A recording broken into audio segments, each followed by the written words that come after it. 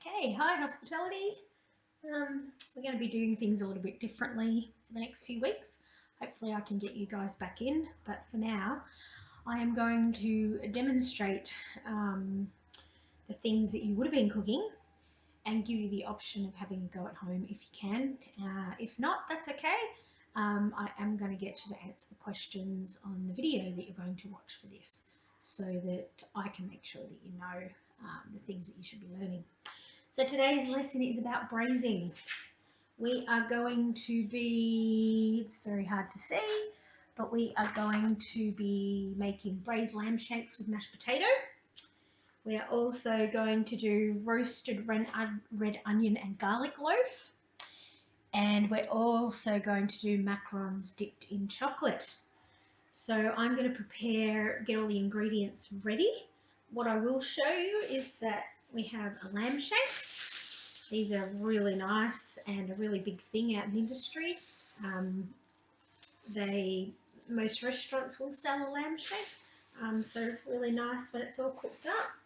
I'm using some vegeta stock because I haven't got chicken stock for my lamb shank. I've got an onion and I've got some garlic, and I'll also use some thyme and some oil when I'm cooking it. I'm also going to do mashed potato, so I've got a couple of potatoes that I'm going to boil. I've got some spring onion, some butter and some milk, and obviously some salt and pepper is going to go in there as well for a bit of flavour. And for the roasted red onion and garlic loaf, I've got some plain flour. I've got some yeast, which obviously is going to help it rise. I've got some salt, which helps with the yeast as well, and sugar helps feed the yeast and make it actually work. And I've also got bread improver. It's one of the best products you can use in bread because it gives it that nice freshness, makes it last a little bit longer, makes it rise quicker so you don't have to rise it 2 or 3 times. I've got some veggie oil, which will be for my lamb shanks. I've also got a red onion. I've got some thyme and some garlic for the top of the loaf. I haven't set up my macaroons yet, but I will do that when I come back. I will see you in a little bit. Alright, so the term braising, which is a method of cooking, means to fry the food lightly and then stew it very slowly in a container with a closed lid.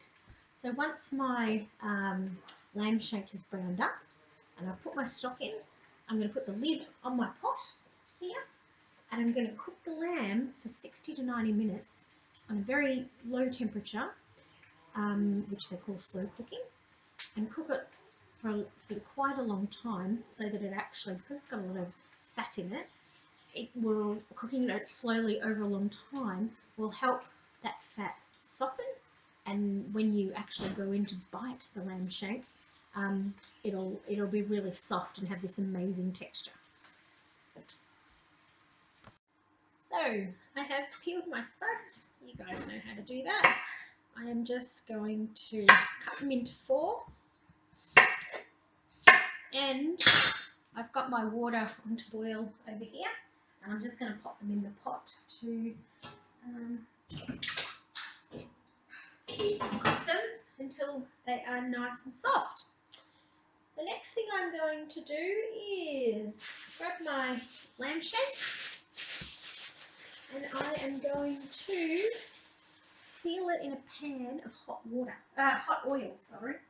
So I've got my big pot here, and I'm going to just pop some vegetable oil in the bottom, not too much, but maybe about 2 tablespoons, just enough for me to fry up the lamb shank.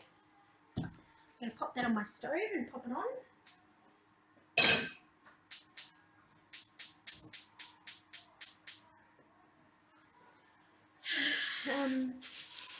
You can take some of the fat off if you want to, but I'm actually going to leave it on there to give it a little bit more flavour. And once my oil's heated, which should be about now, I'm going to pop this in my pot. And I'm going to cook it up until it seals. It's nice, just brown on the outside. While that's happening, I'm just going to wash my hands. Because we don't want to cross-contaminate, that's for sure. And I am going to chop up my onion, and I'm going to add that to the pan with the lamb shank. So this knife's not very sharp. Just sharpen it up. Just peel the skin off your onion, because clearly we don't want the skin in it. Nothing would taste worse than onion skin in your lamb shank. And then I'm just going to trim these up. Just rough chop them. They don't need to be perfect. Alright. Really, we're using the onion for the flavour in our lamb shank.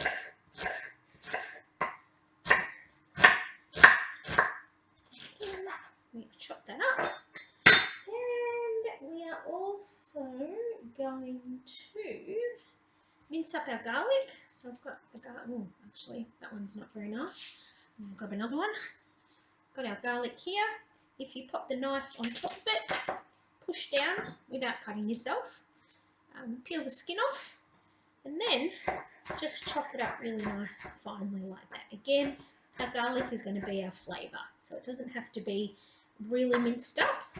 We're just frying that up with the onion to give our lamb shank some nice flavour. So I'm going to take my chopping board and pop this into my pot. That's on cooking. And I'm also going to add my thyme to that.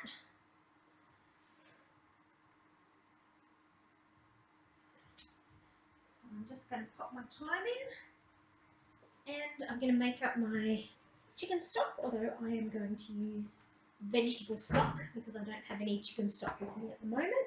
So I need 250 mils made up.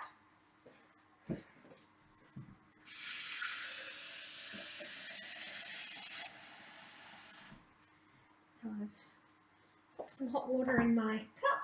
It's a little bit more than 250 mils because the lamb shank's quite a good size. So I just want to make sure that I've got enough in there. I've mixed in my veggie stock powder, and I am going to pour this into my pot with the lamb shank. And we're actually going to cook it for about 60 to 90 minutes. So that's going to take a bit of time.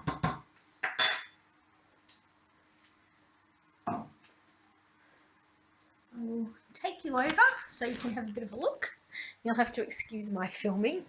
But if we look in here, our lamb shank is starting to cook up. I'm just going to pop you back over here, and I will be back soon. Okay, I'm back again. You guys are going to get skinny. So I'm going to start making the bread. What I need to do though first is make the bread filling. So I've got one red onion. I'm just going to again top and tail it, cut it in half. I'm going to peel the skin off, and I'm actually going to put this in the oven to roast, along with the garlic cloves and the thyme, and I'm going to roast it for about 20 minutes so that it brings out all the nice flavours. Once it's roasted, I'm going to let it cool down, and then I'm actually going to chop it up really finely, and we're going to actually, once our dough's risen, we're actually going to chop it up really finely, and we're actually going to sprinkle it on top of our bread, which should be really nice. Again, with your garlic, smash it down so it's easy to peel the skin off. I'm not even going to cut that up at the moment. I'm just going to peel the skin off and pop it on the tray. I needed some more thyme. That's going to go on there. And I'm just going to pop a little, actually I'm going to pop a little bit of olive oil on it, because I think olive oil has a nice taste, and it's also much better for you than normal oil. So that's going to go in the oven at about 180 degrees for about 20 minutes. Alright, I'm very lucky at home. I've got a big oven so I can fit a lot in it, which is really cool. Alright, for the actual bread loaf, now you guys have made bread before, so you're pretty good at this, I think. 3 cups of all-purpose flour, so plain flour. You can use bread flour. It's a lot finer, but I'm just going to use plain flour because it works just as well. Well, I think it does anyway. I'm also going to add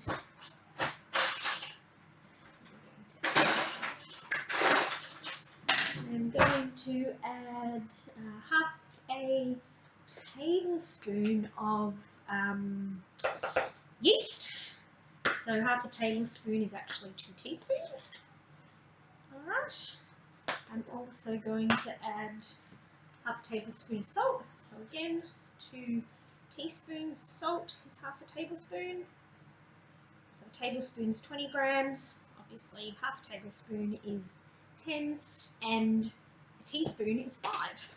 Hence the reason we're using 2 of them. My other magic ingredient is the bread improver. Like I said, I put this in everything because I think it's awesome, and I think it makes the bread really nice and easy for it to rise, makes it taste good, all that kind of stuff. And I'm actually going to put a teaspoon of that in. Oh, just had an itchy nose. I will wash my hands again because that's not really good. All right. What else do I need? Oh, half a teaspoon of sugar. Most important. The sugar feeds yeast, so we definitely need to put our sugar in. My lamb shanks are smelling pretty good. All right, so I'm going to take my watch off because I always get flour up my arm. Remember, always use one hand when you are mixing your bread dough. If you use 2 hands, remember, like at school, you usually end up with dough everywhere, all over your hands, and in a big sticky mess. Now, when you're mixing bread dough, I always think it's good to have too much water rather than not enough, because you can add a little bit more water to it as you're mixing it, but you can't add any more water to it once you've actually mixed it. If it is a bit too soft, you can always add more flour, but like I said, you cannot add more water to it once you've actually made your dough. Just not right. So the main thing is to knead it down, and we're going to give our bread dough some time to rise. So I'm actually going to give it probably about half an hour to double in size, and then by that time our onions and garlic should be nicely roasted, and then we can put our bread on our tray and get it to pop it in the oven and bake it. So I've kneaded it together. It's really important that you get it out and you give it a good knead on the bench, because you want to work the gluten in it and get it nice and smooth, and you want to have it so it's very elasticity. I always struggle with that word. So if you just push it in and then roll it with your thumbs like this, it's a really good thing, and you should knead it for about 5 minutes, and then we're going to let the dough rest for about 30 minutes and double in size. If it needs longer, you can leave it longer, but as I said, I've put the bread improver in, so hopefully that helps it to rise faster. Alright, so my dough's looking pretty good there. Texture feels good, not too soft, not too hard, so we'll see how it goes. I'll be back a little bit later. My macaroons have come out of the oven. They've got just a nice light goldy brown, firm to touch. I'm actually going to let them cool down, and then I'll show you how I'm going to decorate them a little bit later.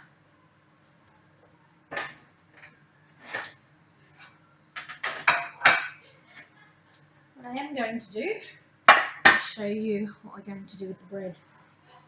So my onions have cooked up nicely, roasted up. and my garlic and my thyme. Thyme, I'm just going to take it off the stalk. It smells terrific. And I'm just going to chop it up nice and finely. I really do need it to sharpen my knife, which is what I actually might do now. So remember, use your sharpening steel. Pop it along the bottom like that. Sharpen it up. Let's see if that makes a difference. Ah, much better.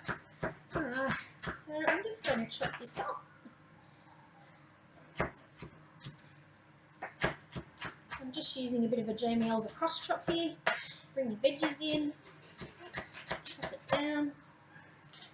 Like I said, it smells delicious. Nothing like roasted garlic and roasted onion together.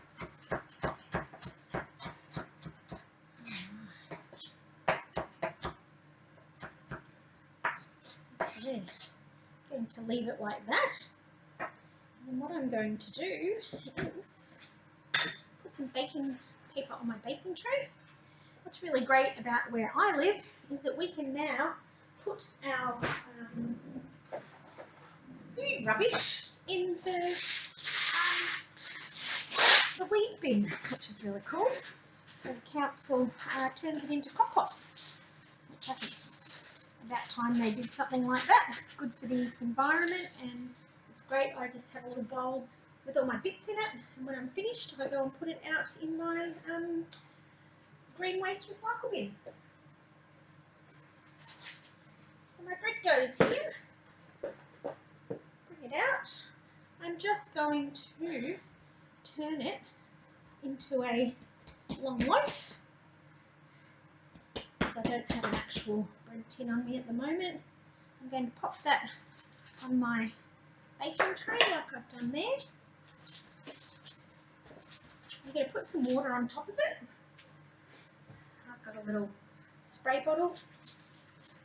That's going to help my onion and my garlic stick to it.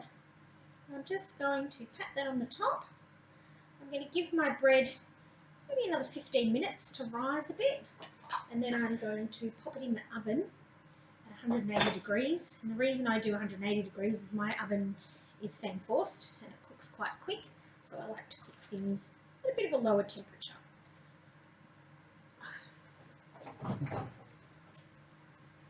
Alright, so everything is cooking along nicely. As I said, I'm going to let that rise for a little bit more, then I'll pop it in the oven and bake it, and then I will get back to you once my lamb shanks are cooked and my macarons have cooled down, so that I can show you the next stage. Okay, so what I've done is I have sauteed up my spring onion. I have drained the water off my nice soft potatoes. I'm going to add some butter in here, give them a good mash. I'm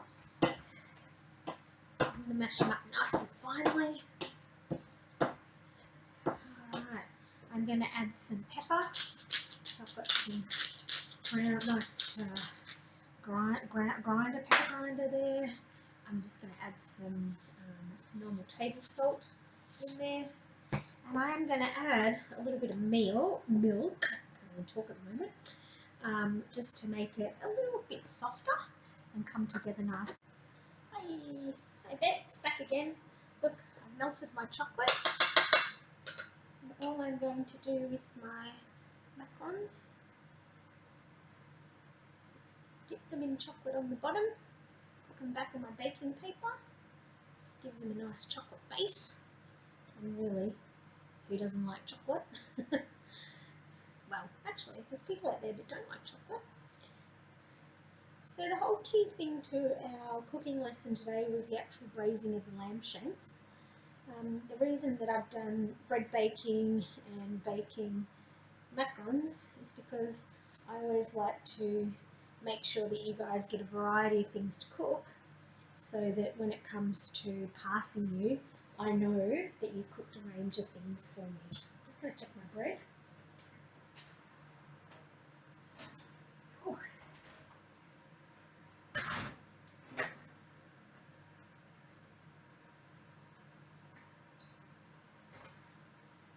our bread's turned out delicious, smells really good.